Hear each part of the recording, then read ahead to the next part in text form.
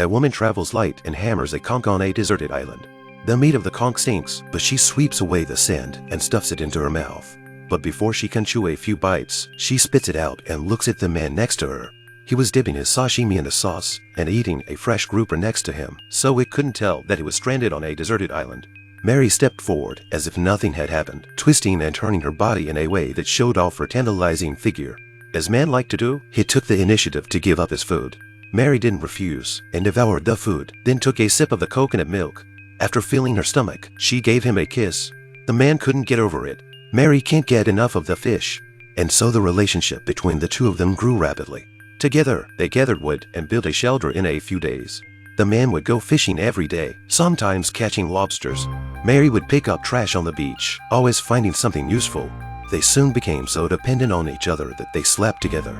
Until one day, a man washed up on a deserted island. Jack was kind enough to save him. But when they got back to the camp, he turned out to be the woman's rich husband. They kissed without saying a word. Jack was very upset that he had given away his beautiful girl. In the afternoon, she and Jack were at the river as usual. When the rich man saw this scene, he couldn't help but feel hatred and then lit a fire aside. When the two came back, he said he would carry the fire, but Jack had to share half of the food. Jack hesitated for a while, but finally agreed to it. The two of them made out without a care in the world, which directly exasperated Jack. But even so, the tycoon was still not relieved. That day, the man took advantage of their absence, directly dismantled the shelter, he and his wife to live together, and kicked Jack out of the house. Jack was very angry and said that the rich man is a bitch. Not only do not return the favor of saving his life, but also to return the favor. In this place, your money means nothing. You're just a fucking stupid gringo that can't even feed himself. I can cook this. Why don't you stay the fuck away from my fire? But you feed yourself from now on. Mary was there to help, but the two of them ignored her. From then on, they don't bother each other.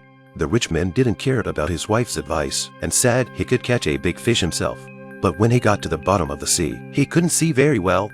On the other hand, Jack next door, with the help of swimming goggles, has to fish every day, and he doesn't have to share half of them, so he lives a good life. Mary was always following the rich man and was hungry every day. On this day, when her husband was out fishing, she came to Jack's side. Although he hated the rich man, he still gave her a good time and shared his fish with the beautiful Mary. In return, Mary shared the fire with him.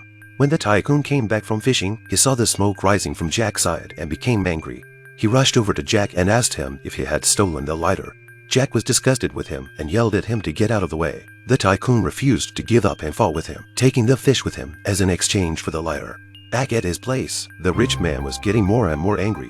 The next day, before Jack woke up, he stole the swimming goggles. Jack opened his eyes in a daze and realized that his things had been stolen. He was so angry that he grabbed a harpoon and tried to kill the rich man in the sea, despite Mary's obstruction. Seeing that the situation was not good, the woman had to stop Jack with her body. At this moment, the tycoon was still fishing, unaware that his wife was having sex with someone else. He returned the goggles with a full load of fish and was happy to return them. Jack tried to hold back his laughter, but he still showed his weakness. Although her husband brought back a big fish, her face was full of worry. He saw something strange about Mary and pressed her. Mary didn't say a word, but told him everything through her expression. The tycoon had learned everything. He was furious and hid the shelter, then grabbed Mary's hair and threw her out of the tent. Seeing his chance, Jack immediately came forward to meet him. The tycoon left in despair, thinking that Mary would come back to please him, but who knew that not only did she not repent, but instead, she got together with Jack and they danced on the beach. From then on, the tycoon could only watch from the sidelines, and even the barbecue was not to be desired anymore. Until this day, the rich man found a plastic bottle and spent 3 days to kill Jack. The man cracked the glass bottle, polished the bottom smooth, then heated the plastic bucket, cut off the upper part, fixed the lens with a holster, and then tie a layer on the edge as well, and thus a swimming goggle was made. He couldn't wait to dive into the water and look down. The view was unbelievably clear. He wanted to use the goggles, but he found a small boat not far away. Although it had a big hole in it, pulling it ashore would definitely help him escape from the deserted island. He used all his strength to pull up the boat, going up every now and then to take a breath of oxygen, and then dive back down to continue to move. After several rounds of this, the boat was finally pulled ashore. When the cheating wife found out, she and Jack ran over to the boat. They tried to help, but the tycoon angrily repulsed them. Looking at the scene in front of her, Mary rushed forward, hoping that the tycoon could take her with him. But the tycoon was so angry that he scolded her away. What do you know about heart? Huh? The two of them Saturday around the campfire, discussing how to steal it. The next day, the tycoon finished repairing the boat. but he was surprised to find that the buoyancy of the boat had been greatly reduced by the seawater, so he left on purpose. Jack saw the boat being repaired and woke Mary up. The two of them quickly gathered supplies and rowed away before the tycoon came ashore. The tycoon pretends to be in a hurry, but then turns around, laughs, and slumps back in his chair, sipping coconut milk. At this point they were still ecstatic, laughing at the tycoon's insanity. But within a while, the boat began to leak. No matter how much Mary tried to plug it, the seawater kept pouring in until the boat was completely submerged. The two of them had to abandon the boat and swim to the island they had just escaped from.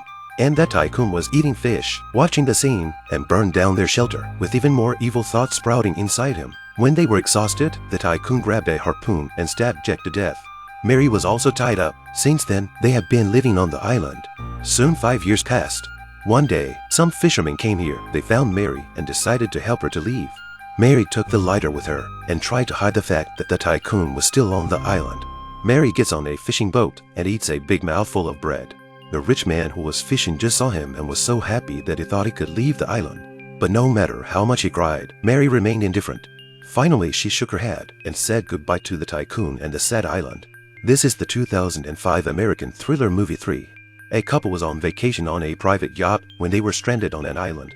Fellow friends and women take the lead in the isolated island life, and the relationship between the two gradually ambiguous. Until the husband was rescued, the relationship between the three people have disputes. Finally, the husband killed his friend and his wife lived on the island for 5 years. The wife was accidentally rescued by fishermen but left her husband behind. This story tells us, don't treat your wife badly or she may abandon you at any time. I am Soul Movie. If you like the video, please like, comment and subscribe. See you next time.